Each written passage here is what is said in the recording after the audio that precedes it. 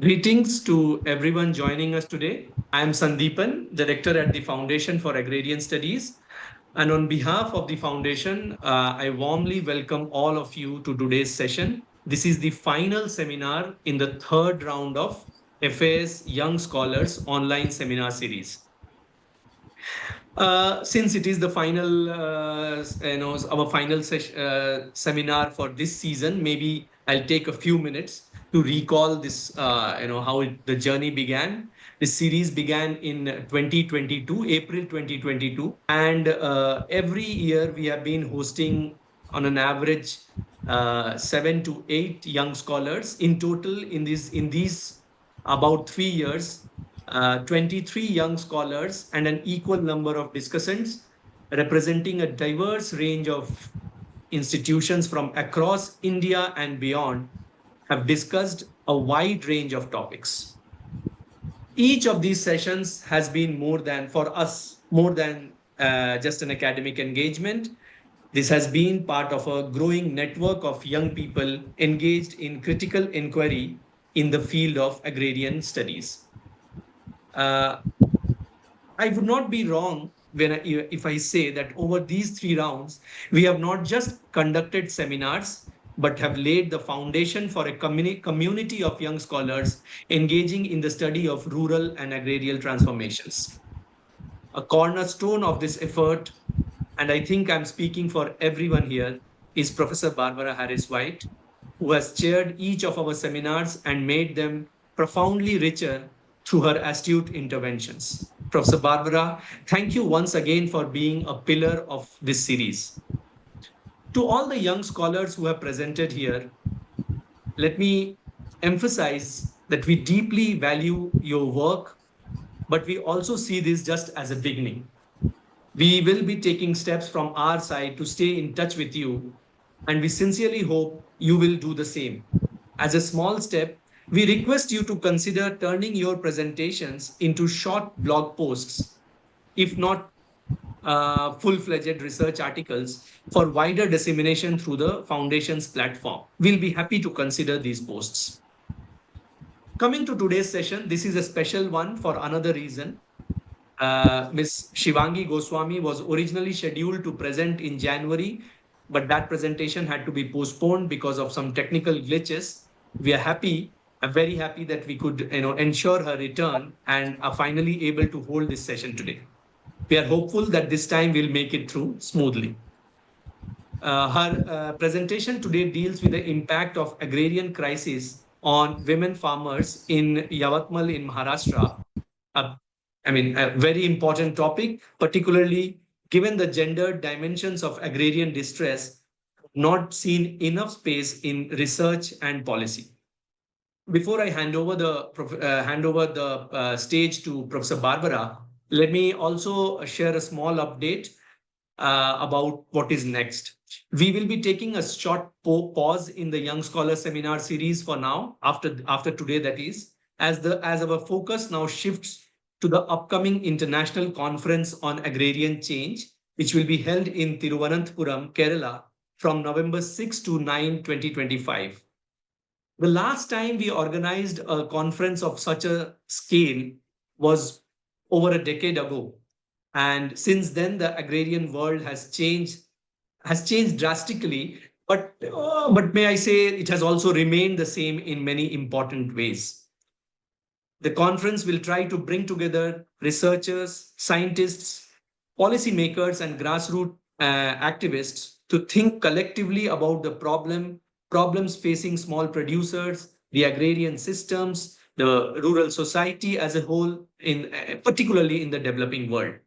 We specially encourage early career researchers and doctoral students to send in abstracts. The call for papers is open until June 30th, and I would urge everyone here, whether you are a past presenter, a discussant, or someone attending your first session in the Young Scholar Seminar series, to consider submitting to us. Our team would be sharing the conference website, and you will get all the details in that website. With that, I would now like to hand over the session to Professor Barbara. to chair the last seminar of this series and take us through the proceedings. Thank you once again for joining us, and welcome, Professor Barbara. Thank you, Dr. Sandeepan, and all the colleagues at the Foundation. It's a great pleasure to chair this series, as you can imagine. And I think about it as 3 seasons of growing, to be harvested perhaps in the big conference in November, and perhaps to go on with a new growing season sometime early next year. Okay, the format for people who are unfamiliar with it is that our speaker, whom I'll introduce, will talk to us for 25-30 minutes. Our discussant will talk for 5 to 10 minutes. And all of the audience is warmly encouraged to put questions, which I will try to bundle together in, I think it's the Q&A box, colleagues at the Foundation, rather than the chat. Yes? So remarks in the chat are one thing, but the response to the presentation should be in the Q&A box, which is on the bottom of all of your screens. Okay, so it's my privilege and pleasure to welcome Shivangi Goswami, who comes from the Terry School of Advanced Studies. And what she's going to contribute to our general discussion is a perspective not from agricultural economics or rural sociology, but from policy and management studies, which is her special expertise. And she will talk about the agrarian crisis in several different forms and its impact on women farmers. And as our discussant, we also welcome Ranjini Bashu, who has been until very recently a postdoctoral fellow at the University of Penn Institute for the Advanced Study of India or South Asia, and who's currently in New Delhi, who has all kinds of experience on land reforms, peasant politics, food systems, ecological problems, and most recently, the problem of the cotton supply chain. So again, a very broad background with which to study crisis and its particular impact on women. So without more further ado, over to you, Shivangi, and do share your screen with us so we can see your talk as well as hear your talk. Thank you. Thank you so much. First of all, thank you, Foundation of Agrarian Studies, to give me such wonderful opportunity to present my work in front of such eminent personalities. So thank you so much. I'll share my screen now. Good evening, everyone. I'm Shivangi Goswami, a PhD scholar from Department of Policy and Management Studies, Terry School of Advanced Studies in New Delhi. So my research is a part of my PhD work. I am trying to understand and explore the agrarian crisis and its impact on women farmers through an ethnographic point of view in Akoli Khurd village of Yavatmal district, Maharashtra. So I wanted to start this presentation with a quote which says, "हम में और गाय भैंसों में कोई अंतर नहीं," which means there is no difference between us and the cattle who stay here. So this is a conversation between two women farmers, Purnima and Lata, two widow women farmers, who are, collapsing the boundaries between cattle and human life, how their life has been transformed after agrarian crisis has hit the area. Setting the tone of my research, trying to force passive victims, but the active contributors of agricultural society in India, but hence their production and their contribution has not been recognized yet. So let me walk through the content.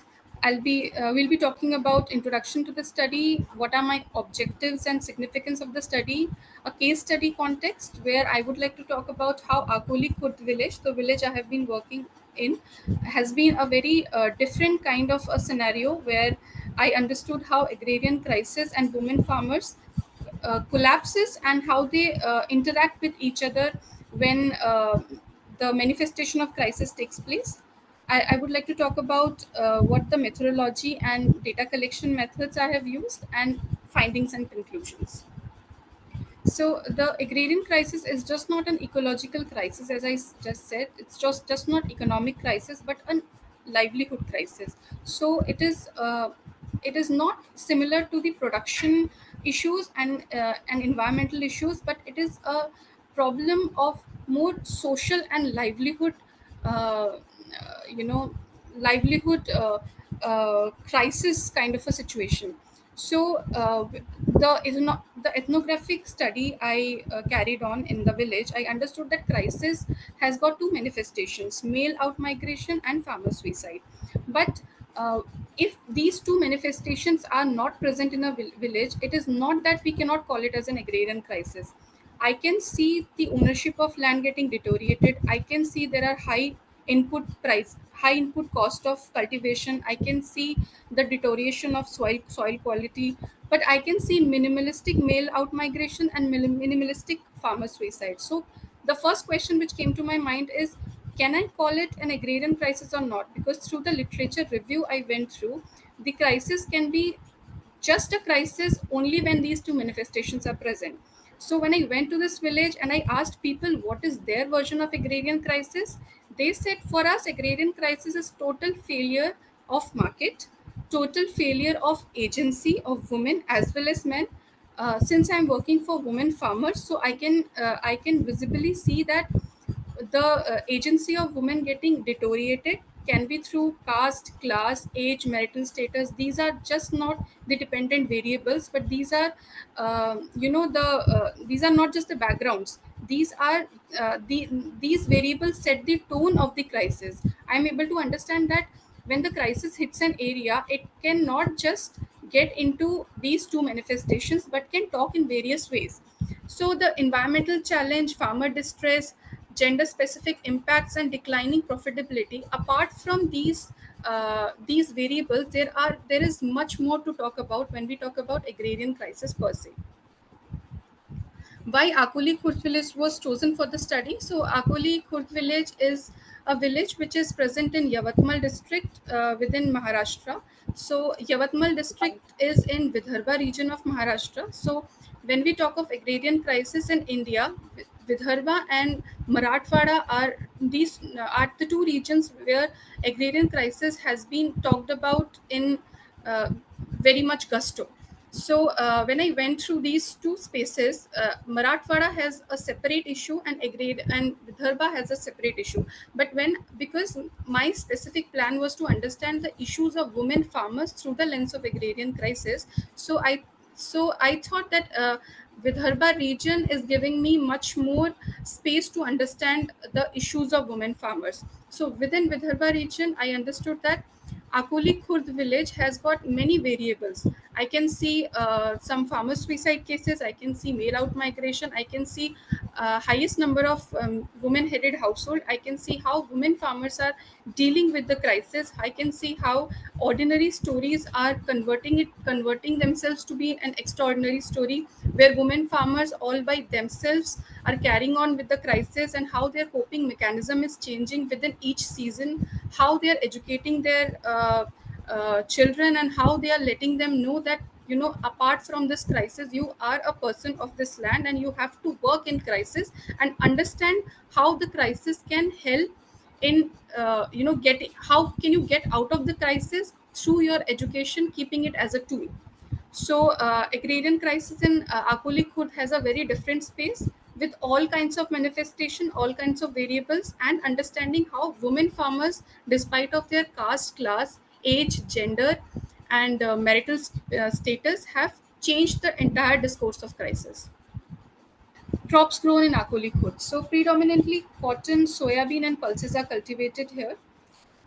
It is not just heavily dependent on the chemical inputs but monsoon as well. So women farmers who traditionally used to grow millets and pulses and the fertilizers they used to grow at home and then save some seeds from the last season and then sow it and then reap those crops is no longer effective now, because soil has already been degraded. The monocropping has led to the degradation of soil and fertilizers. So now, because of the market influence, farmers are forced to grow cash crops and pulse, which is just very much suitable for the soil quality as of now. So cotton, soybean and pulses are not just the requirement of ecological condition of the space, but the market influence as well. Impact of agrarian crisis on women farmers. So, agrarian crisis has victimized women farmers and gave them a triple burden issue. Male farmers who have already been migrated and who have undergone farmer suicide, their family members are very much are in the influencing stage where women farmers have to take approval from their husband's family, husband's family, who are no longer there, who either have migrated or have died due to farmer suicide. So their approval is foremost important for them. So the increased workload and unpaid labor has already been a problem when they used to be with their male counterpart. But after they are no longer there, the stigma the social stigma, the limited access to land and credit, their burden due to the credit system are not functional in the way they were functional when their counterparts were very much there. The credit sources like the banks and microfinance institutions disapprove women farmers loan because they think that they are incapable to pay it back. They ask them to get a male presence in their life so that they can take them seriously. They are not taken seriously unless there is a male who is present with them. So often I have seen in my village, women farmers pay stranger men and ask them to help, so that the person who gives loan in the bank can see that at least there is somebody who can help her.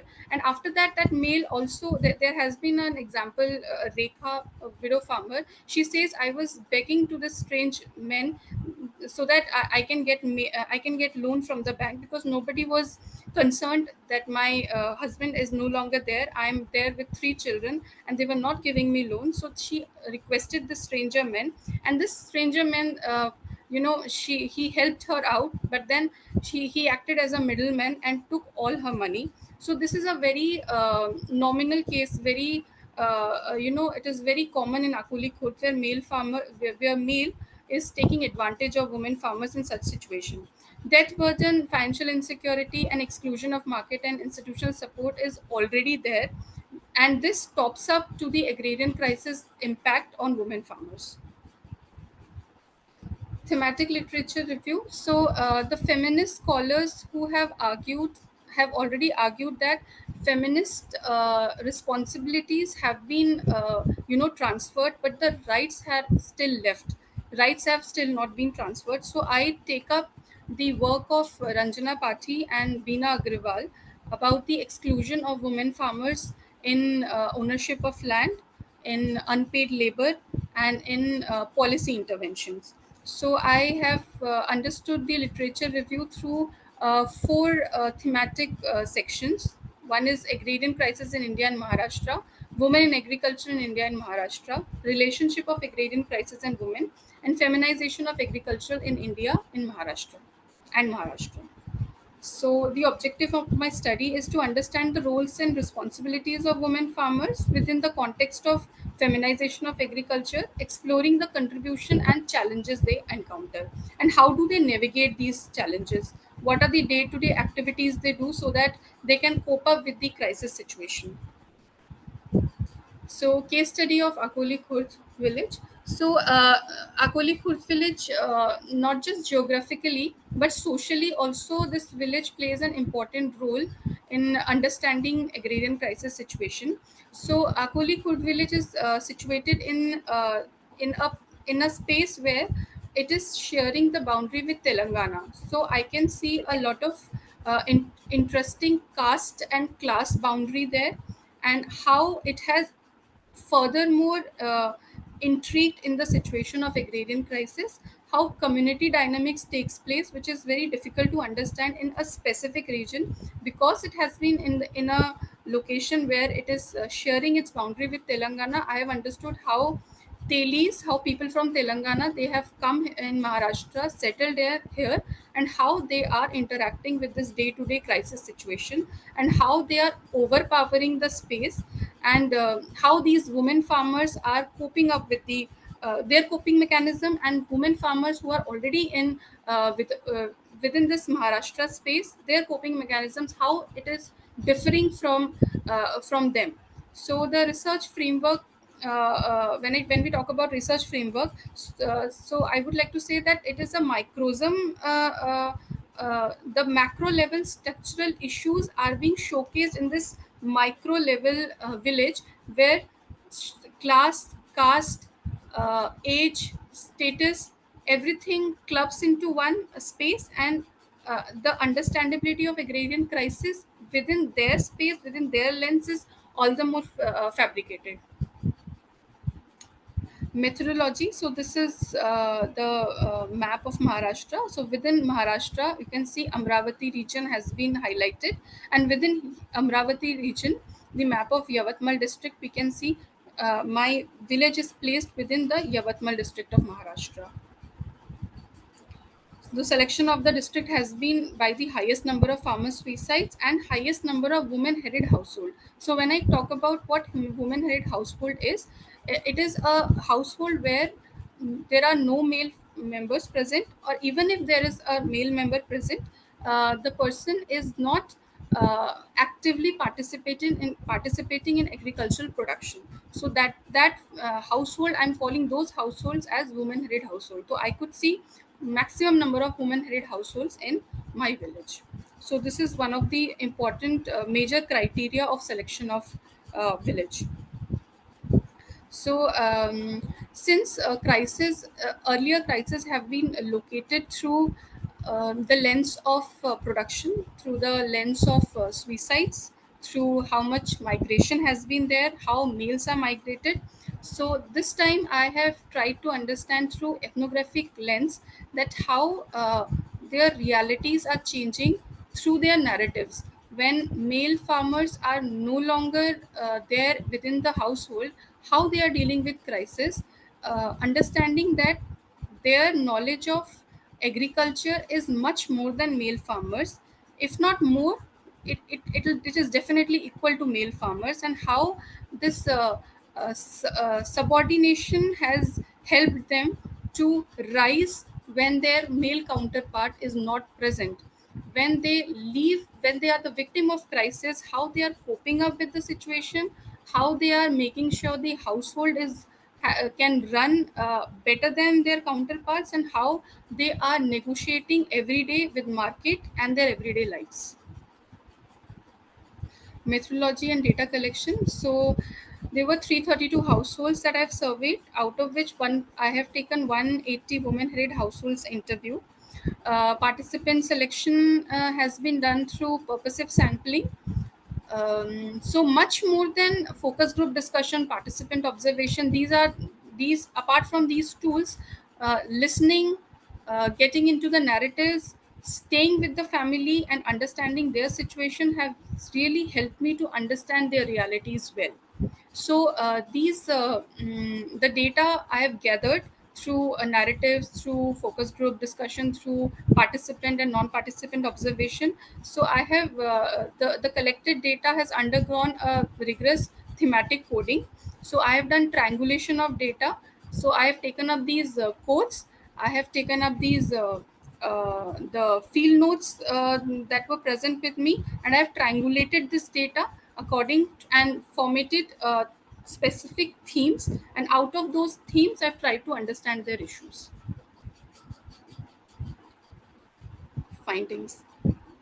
So agricultural engagement and women's roles. So there are four findings which I have undergone while I did this research. Challenges in access to these resources, gender division of labor, replaced traditional practices and market influence, and what are their livelihood diversification. So before we get into the findings, I would like to mention the caste class dynamics here. So within this village, mostly this village is other OBC village, where other backward classes are mostly the population of this village. And after that, there are minimalistic Dalits and Adivasis within this village. So it was interesting to see that when OBC, Dalit, and Adivasi, only this community resides in the village, how they interact with the crisis situation.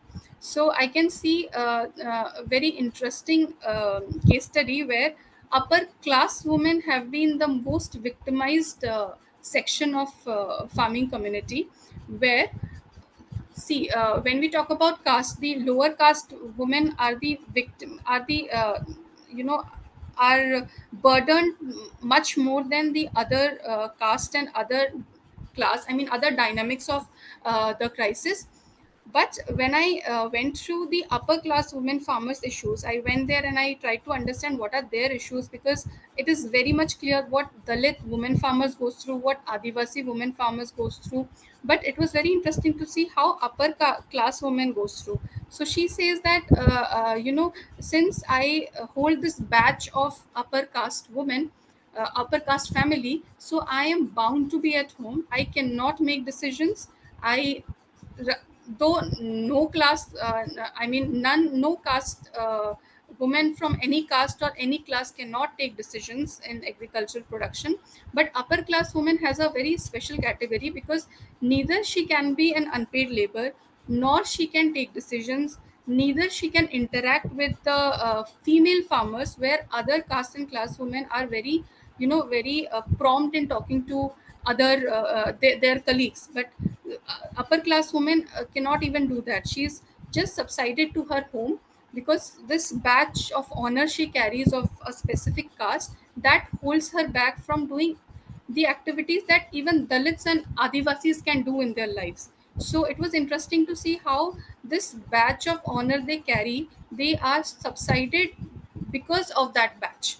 So the dynamics that caste and class carries, it is very essential to understand that women are marginalized in all phases of caste and class, but this upper class women are most marginalized. What I see it through the lens of crisis in my village. Challenges in access to resources, lack of land ownership, limited access to credits and finances. As I said, that if the male counterparts are not present, the institutional structures disapprove their loan. They do not let women farmers grow. They do not. They make sure that it is such a systematic failure that they make sure that the season when women farmers need the seeds, money, fertilizers the most, they make sure that they do not get such the finances, just because they are they do not have the male counterpart living along with them. They can be easily marginalized.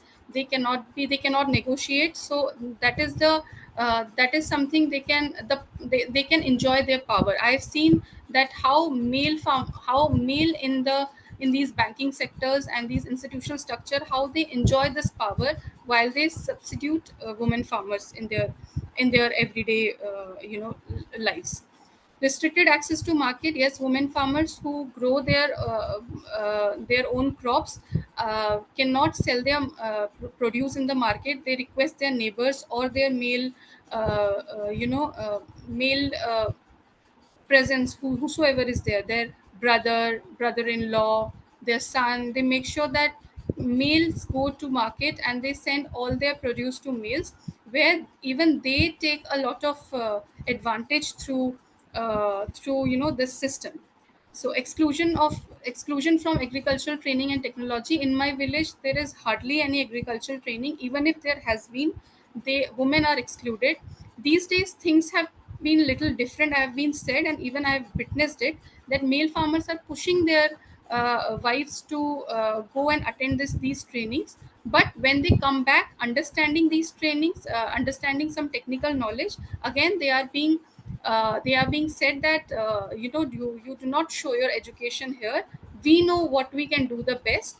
So there is no use of doing these things. So even if they allow their wives to attend the training, there is no use as such, because they do not allow them to take any decisions. Water and irrigation constraints, yes. Women farmers who do not stay with their counterparts are not taken seriously about what kind of constraints they they have, the resources they need, specifically water resource, where they are most dependent on, they are totally forbidden. Gender division of labor, increased workload of on women. Women are already being burdened with all the agricultural activities, right from sowing to reaping. Everything is done by women farmers in my village, except handling the heavy machineries of spraying water and irrigation. These are the two activities, the plowing of field. These are the two activities that male farmers do. Otherwise, everything is done by women farmers. So they are the unpaid and invisible labor. They have limited access to resources, as we just discussed.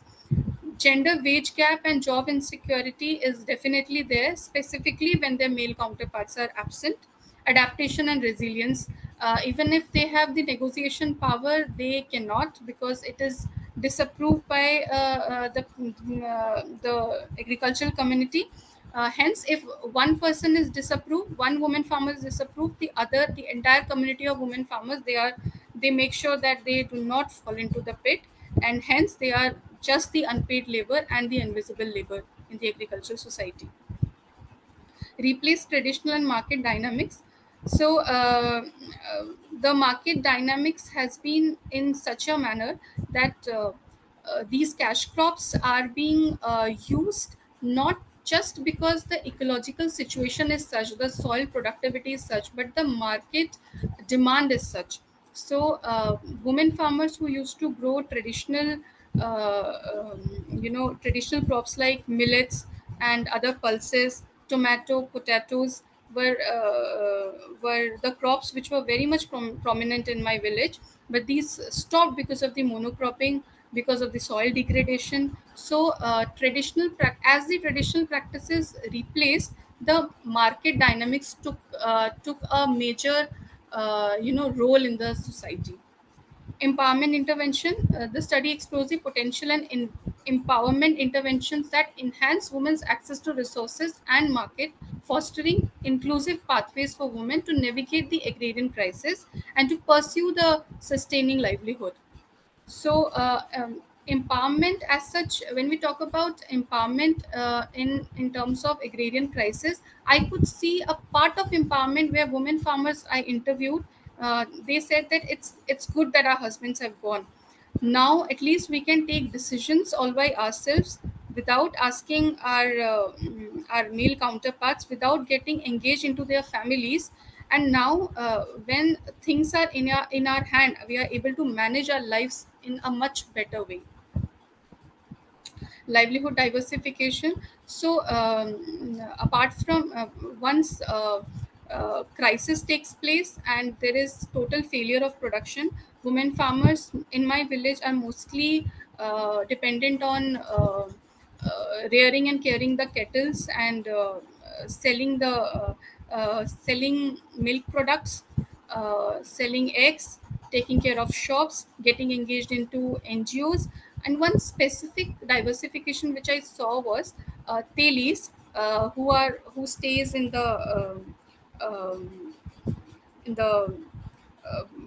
location where people have migrated from Telangana and have settled to Maharashtra. These people, they genetically they have very long hair. So when they comb their hair, whatever the bunch of hair that falls off from their scalp, they collect it and they sell it and get money out of it. So this is one prevalent livelihood diversification I have seen, and this has been very useful for them. So when I asked them that what kind of work would you like to prefer apart from being engaged in agricultural production, so they said we make sure that our hair are long and good, and we eat well so that our hair grows well, so that those bunch of hair can be sold and we can get money out of it.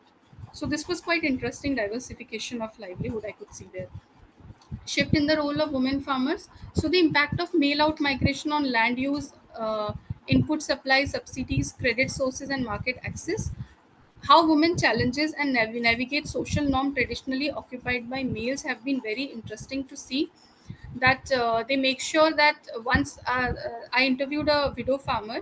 I asked her, when your counterpart was no longer there, what is that one decision you took that could help you to get out of this agrarian crisis situation? So she said that education is a tool. I made sure that whether I eat or not, whether I produce any labor or not, I will make sure that my son gets education, and I'll push him away from the sector. So this kind of mindset is not there in male counterparts. So this has been very interesting to see how they navigate these social norms through the tool of education. Exploration of how women negotiate with economic and social institution impacting operational aspects. So negotiation with economic structural and institutional support has been quite challenging. This is a sector where women farmers are very much marginalized, and they find a lot of ways, like getting occupied with middlemen, getting into microfinance institutions. But again, these are also not the valid ways of getting help out of infrastructure, because these are not resilient at all. They are still in the negotiating phase, but a solution to structural support has not been there yet. Examination of how women's ability to access and control resources relates to reducing vulnerabilities. So the access and control over resources, specifically water, has been very challenging for women.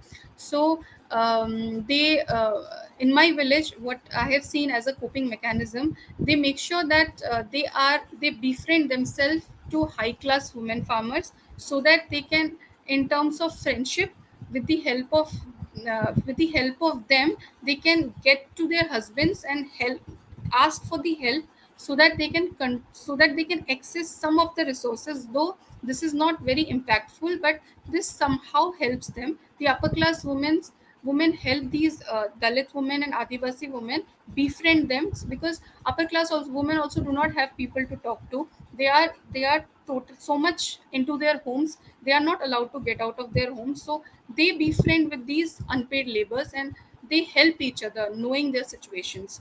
So the access and control over resources is somehow being coped by these small activities. Nothing much more than this. So the most important factors where they are most marginalized is in terms of infrastructural issues and in terms of access and control over resources, specifically water. So, while concluding my research, I would like to say that women farmers are not just the passive audience of agrarian crisis; they are the active contributors of agriculture. Hence, the crisis they face, this brunt of this crisis has been in a very different manner when we talk about women farmers. This complex dimension of caste, class, age, and infrastructure has been put in them in such a way that they are still finding a negotiating measure, so that they can interact with these structures, and still the solution is still it is unresolved. The solution is not there at all. They are still in a phase where livelihood diversification, negotiating to a bit, this is how they are conducting their lives into. They are when we talk about agrarian crisis, it should not get into just farmer suicide and mail out migration. The women farmers who are left behind should also be talked about. So agrarian crisis can be talked as a livelihood crisis only seen through when we see it through the lens of women farmers. So these are the references I went through, specifically Beena Agrawal's work and Ranjana Pathi's work. Even Vepa's work has been very eminent in understanding agrarian crisis, specifically for women farmers. Thank you. Thank you very much. Shivangi, you've kept to time even though we were very delayed and interrupted. Well done. And we take the message that the agrarian crisis is ongoing and that a shock like suicide disturbs and rearranges all kinds of gendered processes in the agrarian economy. Okay, over to you now, Ranjini. for your discussants' comments. Thank you. Yeah, thank you, Professor Barbara, and thank you, Shivangi, for that presentation. And it's a very important topic to be covered because it's not because of the sheer number of women now who are involved in agriculture. So from that point of view, it's a very important topic, the gendered lens to look at agrarian distress.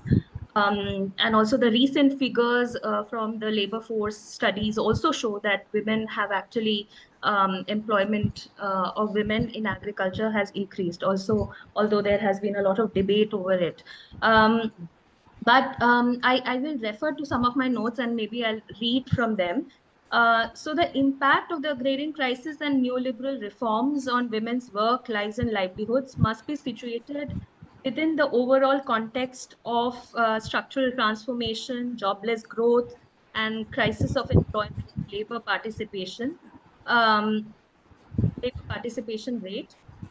Your presentation, Shivangi, throws open a discussion around some of these themes, and there is a general need to critically look at these complex phenomena. I'll start with some comments on how you've tried to capture agrarian distress, because your initial side one of your initial slides was on capturing the definition of agrarian crisis.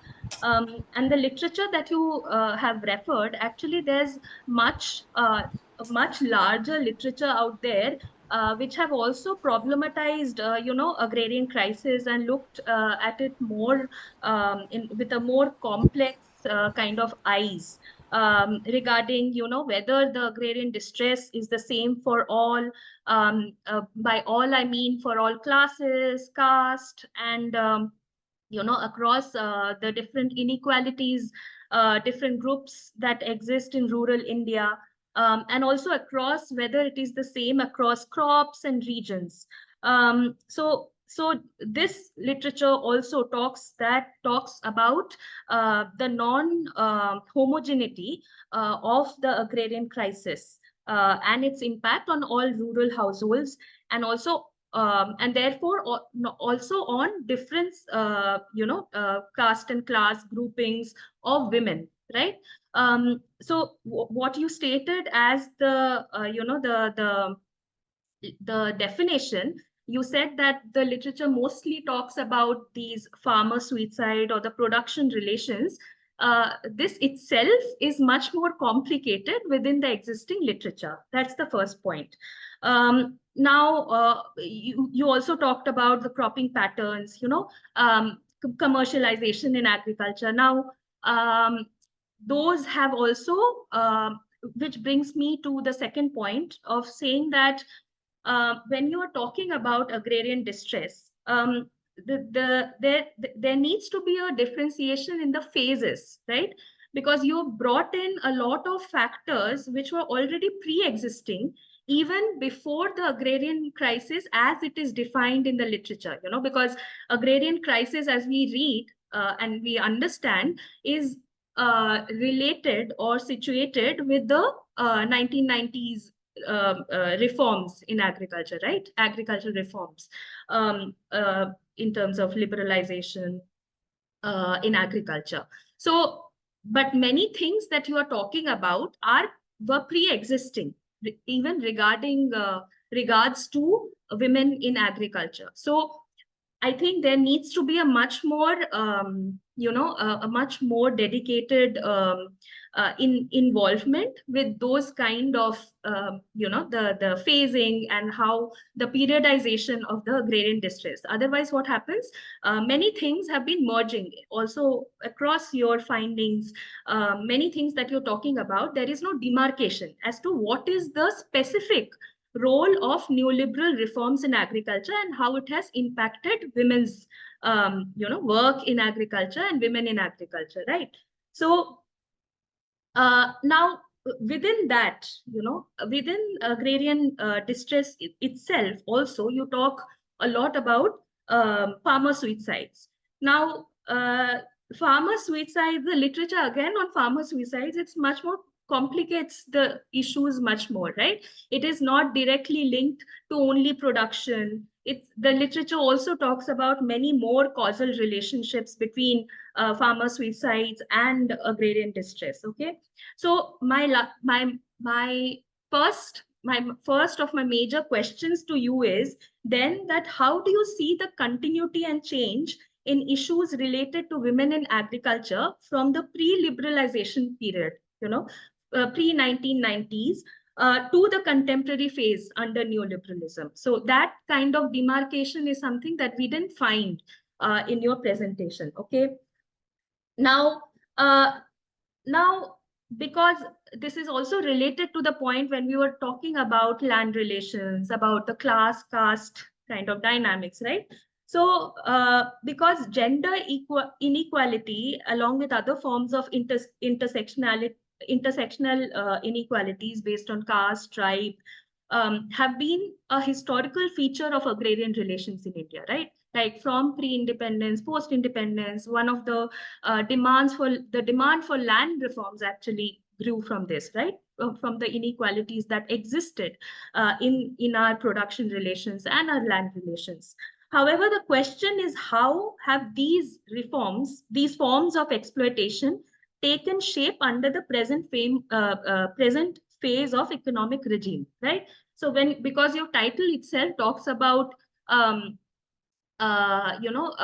the contemporary crisis. So how does these existing inequalities in land relations, in production relations, vis-a-vis women also, how have they kind of transformed or changed? Because these are long-standing demands of the feminist movement, of the women's movement, right? Of asking for land rights for women, right? And is there a difference then, is the question, right? So issues of property rights, status as women, women as farmers have been long-standing concerns related to patriarchal norms identified by the feminist movements and scholars. So how do you differentiate and relate between long-standing historical inequalities within a patriarchal system and the effects of the contemporary neoliberal economic regime on it? So you have to, demarcate, you have to see the continuity and change, right? Now, my second theme, second point that I want to make is about feminization of agriculture, because that is something you touched upon and you tried to, bring different frames and themes into feminization of agriculture. Now, what I found was missing was the focus, right? Like you were talking about, on the one hand, you were talking about the farm suicide widows. Then you were talking also about the impact of male migration, out migration, right?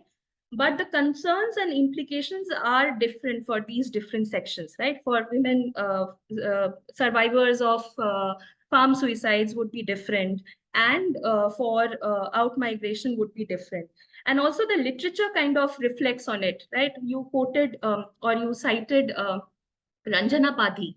Now, her work on Punjab women, survivors of farm suicide widows, also shows that the implications are very different. So when you club these together and say under the larger umbrella of feminization and how as the way of looking at feminization, I think it needs to be differentiated and also has to be seen in a much more nuanced fashion. Okay. Now, you haven't, although you talk about land relations, you talk about the differences in class and caste intersectionalities related to access to resources, land, and etc. We do not get a picture of what are the, what is the land holding, or what are the property relations like. Are these women self-practicing agriculture on their own land, or they are leasing in land? They are, they have leased out land. What is happening? We don't get a sense of this, right? Now, also complicating the whole process of feminization of agriculture.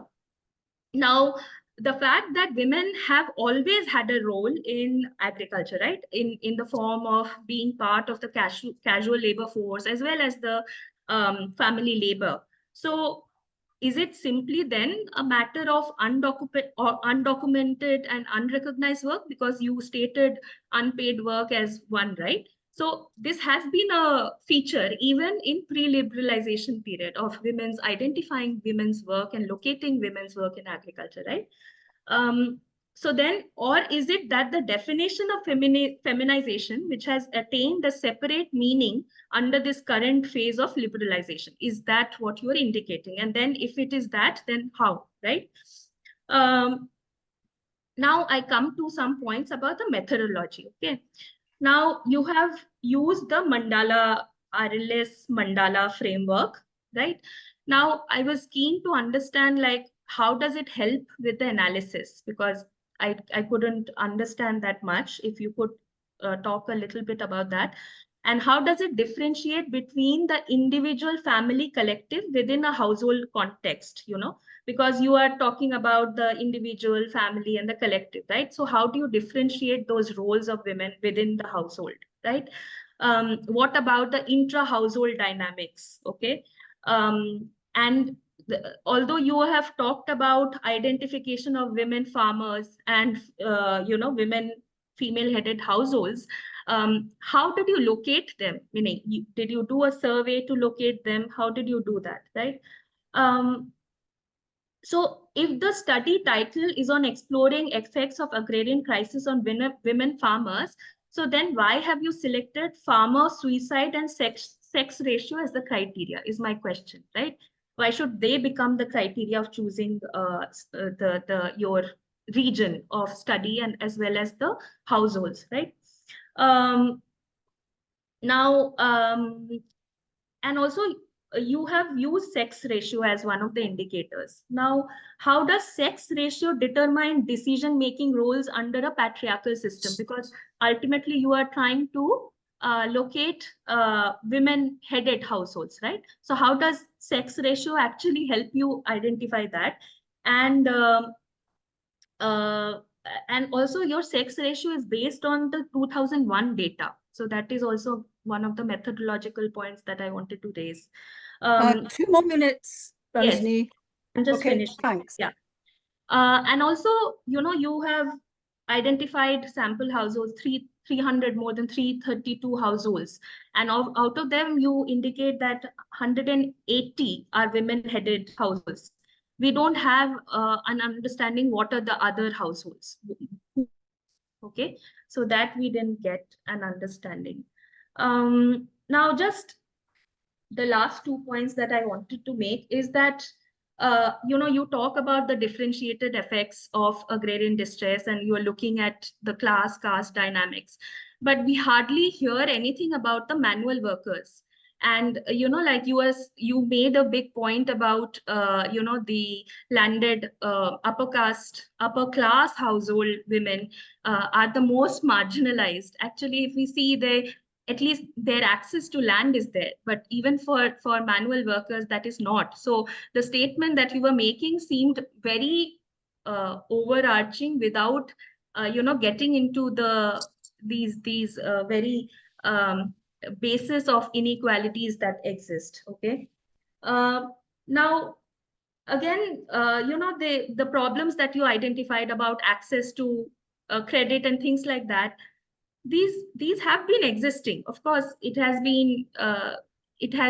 taken a different form under neoliberalism, and many you know, many scholars have written about it. For example, Pallavi Chavan's work talks about credit and women in neoliberal, you know, under neoliberalism. So you have to make a distinction again on these findings that you bring out, right? Even on unpaid work, as I mentioned. Now, lastly, on the adaptation and negotiation strategies that you bring out in the end, now you don't bring any of, I didn't see the reflection of your class and caste lens that you used initially in looking at these negotiation strategies, you know. So is it a more complicated picture of these adaptive strategies is what I would like you to reflect on, you know, because now and also how do you determine what is agency and things like that, which I couldn't gauge. Now, in the conclusion, you just mentioned last point for Professor Barbara. I'm just finishing.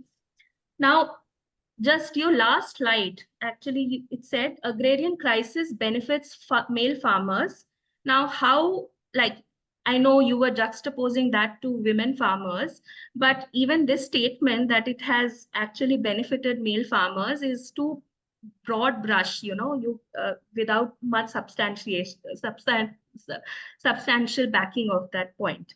And also, women farmers, in many cases, we have seen that, this role that they are doing now of taking on production related matters is also a temporary phase. We saw it during COVID, right? When male members came back, they took on the jobs, they took on the work, right? So is it then just a temporary phase that we are seeing, or is it part of a longer, things that are changing in the countryside? Is what I would like you to reflect on. So basically, my larger point remains about continuity and change that didn't come through, I feel. Yeah, thank you.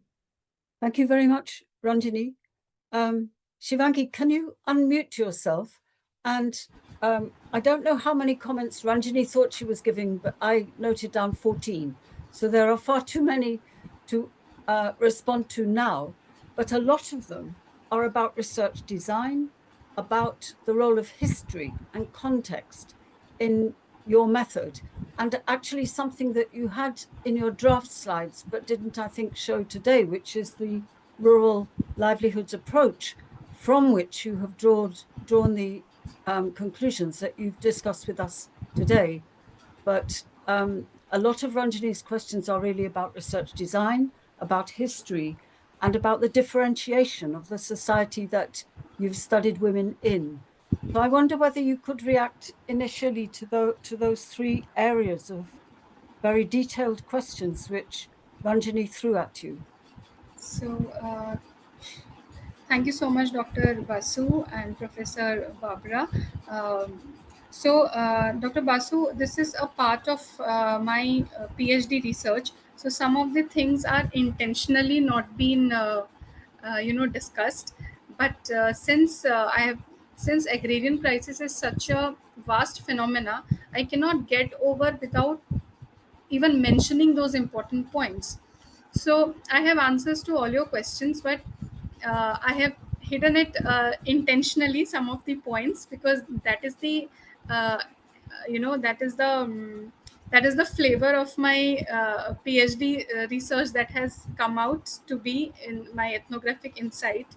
But yes, talking about your very first point, that what is the difference I could see in the, because these all things have been discussed and said earlier about what agrarian crisis is and what liberalization has brought in that era and how things have been changing in this era. So when I went to my village, I spent good 8 months there, and I could hardly see things changing. The 90s era, I can apart from few things have been absolutely the same in this village.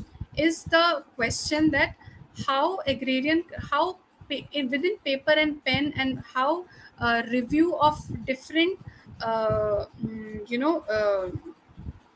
papers have given a very different picture, and how what I see through my lens of crisis, things have been just the same as I see in 90s. How liberalization, globalization, after green revolution, what kind of issues women farmers have been facing, things have not changed for better.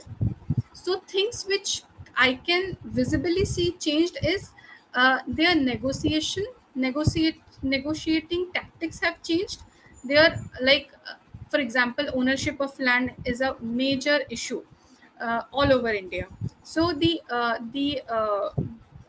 very essence of ownership has been seen very differently at this moment.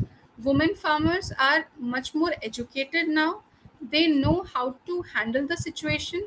They make sure they have good relations with their family members, with their neighborhood, and they make sure that male farmers from those areas can help them.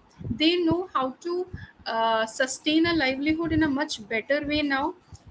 In fact, they do it in a much better way their counterpart has done. So this is the perspective I can bring out of my research.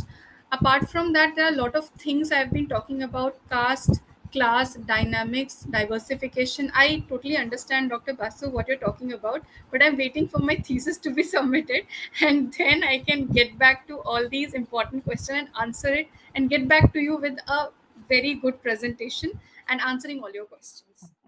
Thank you very much. I'd like to go on now to the very rich questions which are in the Q&A box. There are 7 already, and I've noted down 6 of them. Marcus, you had a question about history, which is which has a bearing on research design. And I think that's a question which has already had some airing, especially by Ranjani and by Shivangi's answer. But there are several. There's Anon Ravindra asking about crisis again, how you theorized crisis and crisis to different agrarian classes. And Anonymous asked a really interesting question about how you asked women who are not necessarily educated about crisis. What did you ask them in the field?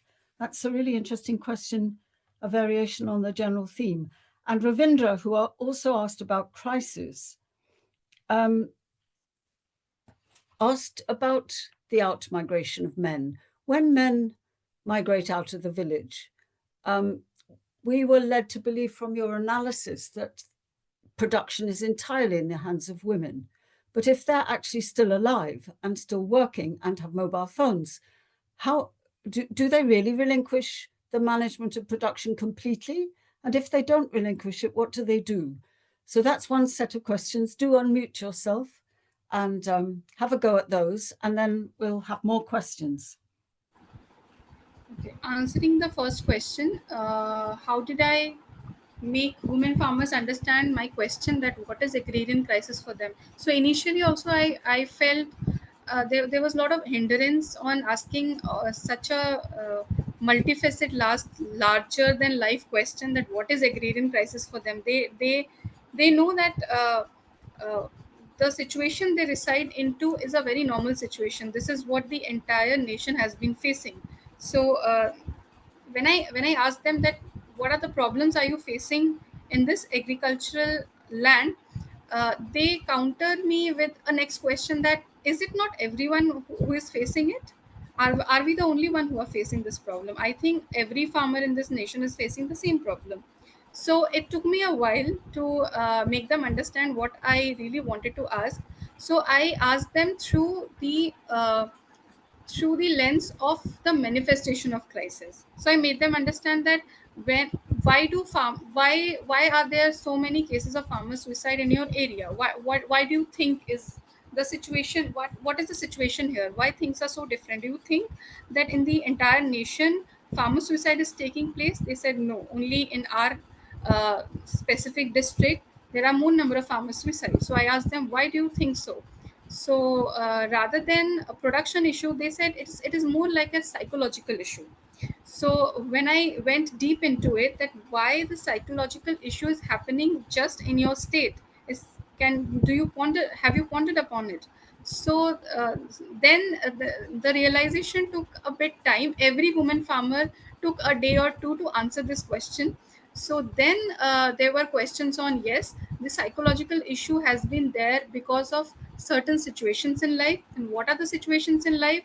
Situation is in life is the production issue, the issue that the crops are not sold in the appropriate price, the soil degradation issue, the ecological issue. So I clubbed all these issues. I wrote all the issues they have said, and I said that all these issues are related to which ground. So they said it's agricultural ground and social ground and financial ground and psychological ground. So then I made them understand that clubbing all these grounds gives rise to a livelihood issue of agriculture, which is agrarian crisis. So what do you think that agrarian crisis has brought into their lives? And then there were certain phases of asking this question. This is not a direct question I have asked them. So within each phase, within each research questions, I have tried to understand their perspective of crisis, like their access of resources, how crisis has played a role while accessing the resources, how crisis has played a role in gender division of labor. So within different objective, different research questions, their involvement and their answer to the question of agrarian crisis have been different. But yes, all in all, their definition of crisis has been more like a social phenomena, that once these male counterparts are away from us, the problems we face, rather than the production problem, we face the social issues in the society. So if this has answered your question, ma'am. I think we can go on discussing these questions all day. There are 4 or 5 now, which I would like to read out all together, because I think even though we have overrun our time is still running out a bit. So hold on to your seats, and here we go. Not in the order that they're in the Q&A. Vishal asks a question about research design. Why choose Vidarbha and not Marathwada? And what are the regional differences in the crisis which is happening in both regions? Another question which has a bearing on theory and research design is Satish at the bottom, who suggests that suicides are not just a function of agrarian distress, which we can all debate and deconstruct, but also the enormous costs of rituals and ceremonial events like weddings. And that draws our attention to what theory of suicide you had, what kinds of factors entered your decision to focus on agrarian suicides and not all suicides, or did you focus on all? Anyway, so it's a question about theory and research designs. There are 2 questions on policy and institutions. Anonymous, right at the top, asked about access to credit and markets, which you attributed to a problem of perception and knowledge. And Anonymous is saying that it may well be the result of a much wider problem of the politics of credit policy for agriculture. So not just confined to people's perceptions and experience, but a big policy problem on the ground. And Rashmi, who has a question, several questions, but one which fits in at this point, which fits in with Vishal's question, is about institutions in the village and collective action. And what did you learn about NGOs? You did mention NGOs in your presentation, about the potential of NGOs and the problems. And Vishal asks the same question with respect to self-help groups. And I can see there are more questions being written, but the final one that I read before this round of questions is a very interesting and different one from Ravindra, about your remark that women felt that they were like cattle. And as you said, that's referring to a life of drudgery, but also a lack of agency. And raises the broader question of women's lives being dehumanized, and perhaps the importance of cattle and the better treatment of cattle. When people compare themselves to livestock, it's a very powerful comparison. Okay, so would you like to respond to them? And then Sandeepan and colleagues, do we have 5 more minutes for the final round of questions, which has appeared in the Q&A, or should we leave it at this? Okay, so since today is the last of this round, maybe let's go for 5 more minutes. Sure. Okay, so Shivani, can you respond to they were very varied, and I tried to put them in some kind of order, and then there'll be another round of questions for you.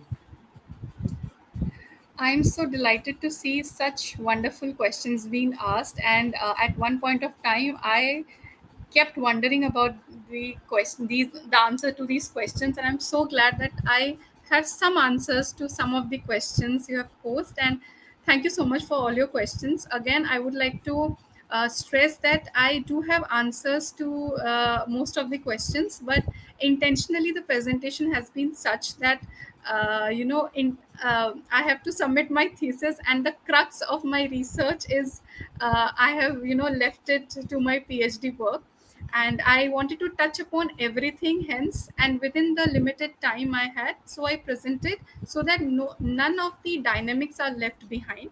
I know that all these dynamics needs to be question needs to be explained further, but intentionally it has not been. So answering some questions,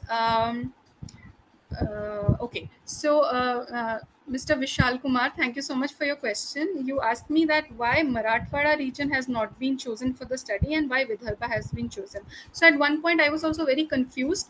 How do I locate my space? So I took it just by initially I took it by the number of cases of farmer suicides, and then when I read the literature, I understood agrarian crisis is much more than farmer suicide. So understand, but I somehow have to reach the locale of the study, uh, with some kind of background, some kind of numbers. I cannot, because there is no statistics on number of highest number of women headed household. There is hardly any definition of women headed household, though I wanted to understand women farmers issue on the agrarian crisis. So number of women farmers is one of the top needs I had while understanding this research. So when I understood that how can I get women headed household, most highest number of women headed household, I understood that when the male counterpart is away from them. So the male counterpart can be away through these two manifestation. One is suicide, one is migration. The data of migration is not entirely present in the statistics, but what I'm left with, high number of farmer suicides. Then I went ahead with highest number of farmer suicide. So I saw that Marathwada and Vidarbha were competing really well in terms of highest number of farmer suicide. But understanding Vidarbha's farmer suicide reasons are more social than Marathwada's findings, because I went through some of the literature which says that highest number of farmer suicide and women farmers engagement within crisis is well understood in Marathwada rather than Vidarbha. So I wanted to have some contribution to the research world, and I wanted to see how Vidarbha region understands the issues of women farmers in terms of crisis. So that is why I went through that lane of Vidarbha region. Well, Marathwada is also a topic to study how crises have played a role in women farmers' life. But my major reason has been the interaction of women farmers and crisis has not been touched upon that much as it has been touched with as it has been discussed in Marathwada region. So that is why I chose Vidarbha region. The second question is about, I read some question on NGO. How do you access Yes, the there's a question on NGOs and self-help groups. But Shivangi, do try to make your replies and responses as short as possible now, because we really are running out of time. There are so many questions. I would like to Yes. answer all of them, Just but then be there are no selective. time. Be selective. So I selected. So do I have to answer one question only? Is it so? Let me answer so many questions. Answer just two more of your own choice, please. Okay, so the last question is by Mr. Kaushik. He says, what are the specific social problems faced by women when their male counterparts outmigrate that you mentioned? Okay, so specific social problems are the since their male counterpart is not present, they have been victimized with bad eye. Socially, they are being stigmatized. They are not being invited to ceremonies. they are this is in terms of social events, but within the agricultural ground, they are the last person to be provided with the resources. They are the last person to be asked for money. They are the last person to be paid their wages well.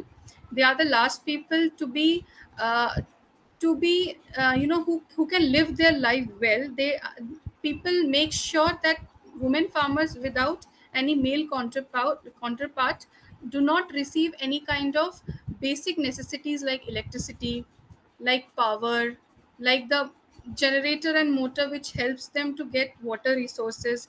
So this is very systematic. As I said, it is a systematic failure.